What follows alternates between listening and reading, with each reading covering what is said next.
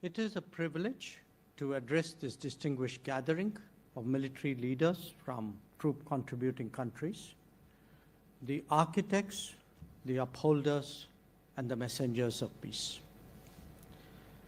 You reflect the strength of an institution that has, for nearly 8 decades now, stood out as a beacon of hope in a conflict-ridden world, United Nations peacekeeping.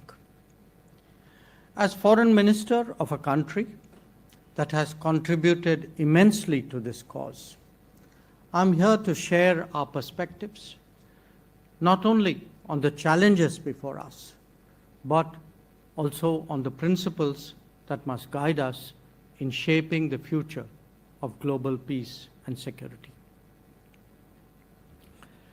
India approaches peacekeeping from its civilizational ethos. We see the world as one family, a vision enshrined in the timeless phrase of Vasudhaiva Kutumbakam.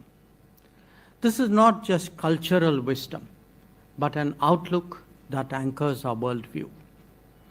It is why India has consistently advocated for justice, dignity, opportunity, and prosperity for all societies and peoples. It is also why we place our faith in multilateralism and international partnerships.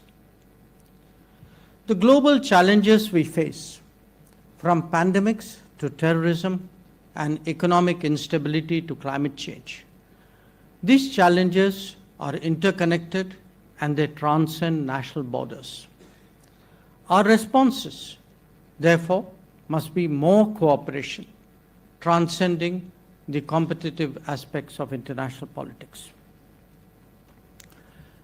The natural starting point for such collaboration is the United Nations. I've just come back from New York after attending the 80th UN General Assembly.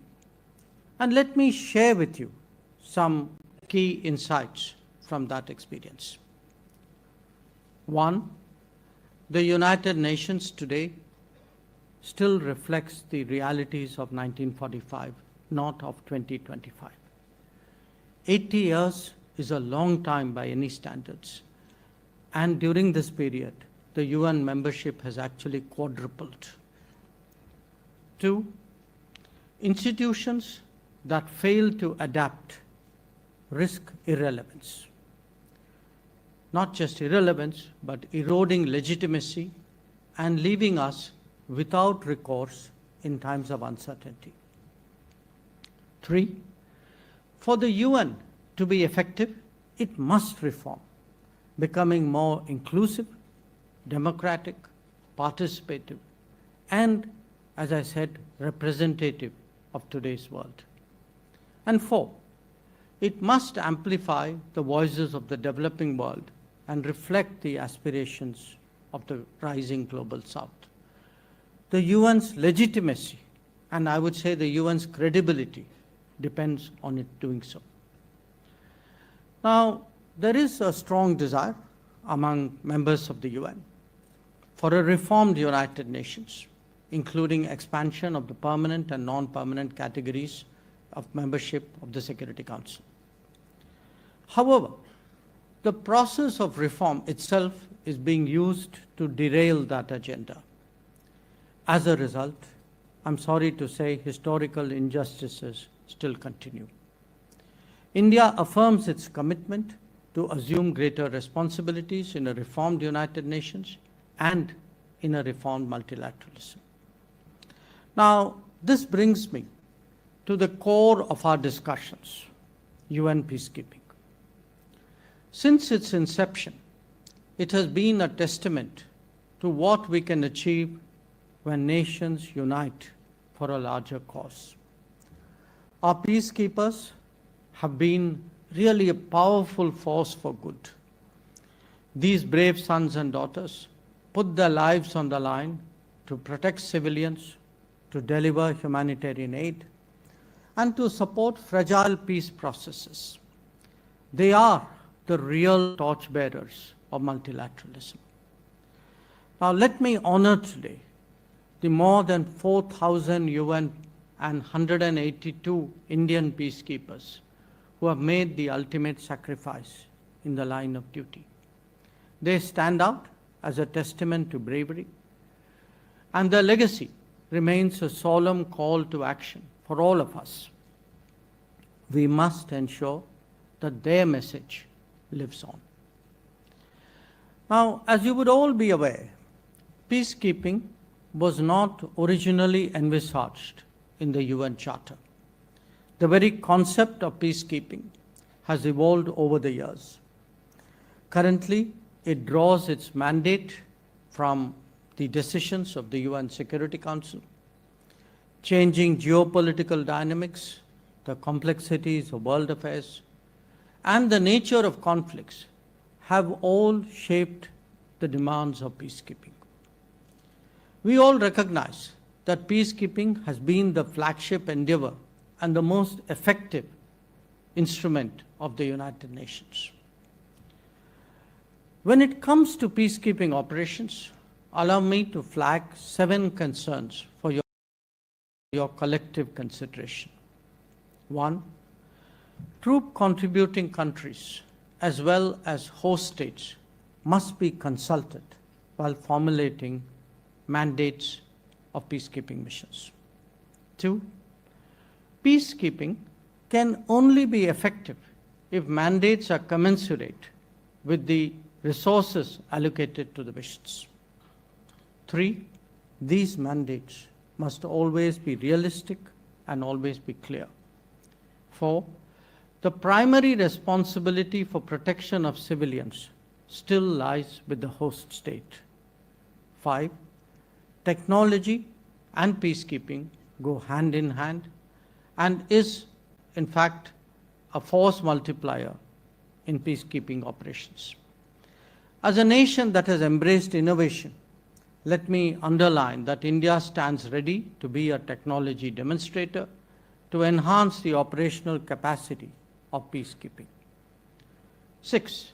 To address the needs of strategic communication, we must strive to counter mis- and disinformation. The role of ICT is therefore very important. And 7. Paramount importance must be given to the safety and security of peacekeepers.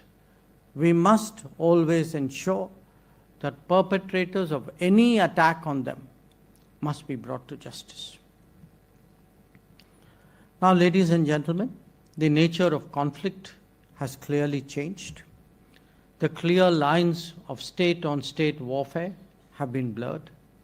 We often face on the ground a complex and ambiguous matrix of non-state actors, of armed groups, and of terrorist organizations. These entities operate outside the norms of international law, employ asymmetric tactics from IEDs to cyber warfare, making our work more dangerous and more unpredictable. The traditional role of a peacekeeper as a buffer between two warring states has also evolved significantly. Today, our peacekeepers must be prepared to protect civilians from harm, respond to humanitarian crises, and yet operate in environments where the enemy wears no uniform and respects no rules. This difficult reality demands a new paradigm for peacekeeping. It requires enhanced training, sophisticated technology, and a reevaluation of our mandates. We must equip peacekeepers to deal with asymmetric threats, ensure their own safety, and yet deliver on their missions. That means investing in surveillance systems, protective gear, cyber capabilities, and mission preparedness of the highest standard. It is likely that the peacekeeping budget will see headwinds. We will need to see how we can overcome this constraint while adhering to the core principles of maintenance of peace and security. This should also be an opportunity to undertake measures of making UN peacekeeping more financially and administratively rigorous. like winding down obsolete missions that have outlived their purpose. For India, participation in UN peace operations is a profound expression of our responsibility as a member state and of our belief in global commitments. Since inception, we have contributed over 300,000 troops cumulatively, making us the world's largest troop contributing country. Our peacekeepers have served and are serving with distinction and professionalism in some of the world's most challenging theaters. This includes South Sudan, Lebanon, Syria, and the DRC, amongst others. This sustained commitment stems from our conviction that peace anywhere strengthens peace everywhere. We also take great pride that we have walked the talk in our commitment towards women, peace, and security. Our women peacekeepers have demonstrated the unique impact that they have. They build trust in communities and give hope to vulnerable populations, especially women and children. We believe that it is no longer a question of whether women can do peacekeeping. Rather, it is whether peacekeeping can succeed without women. I recall that in February 2025, India hosted the first ever international conference on women peacekeepers from the Global South, bringing together women peacekeepers from 35 nations.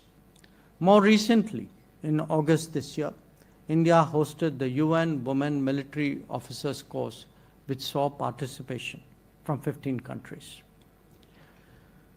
I'm also glad to note that this August gathering has, over the last 2 days, deliberated on issues closely associated with and important to the maintenance of peace and security.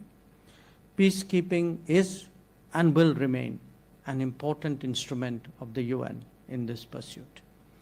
We need to adapt and we need to change according to the times so as to make peacekeeping more effective and more resilient. This is best reached through consultations and engagement between member states as we discuss the evolving nature of the future of peacekeeping.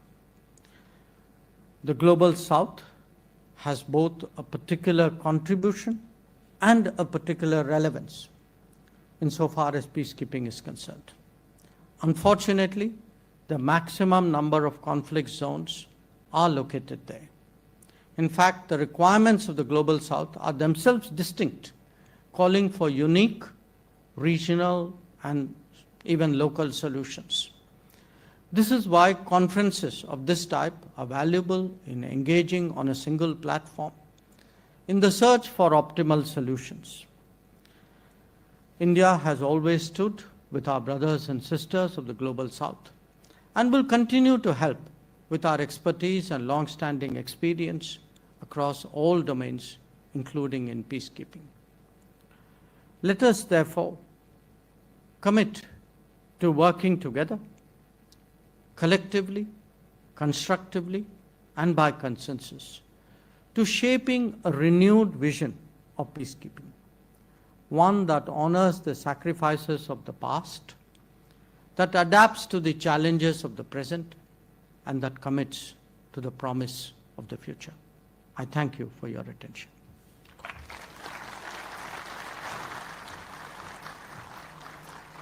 Thank you so much, Dr. Jaishankar.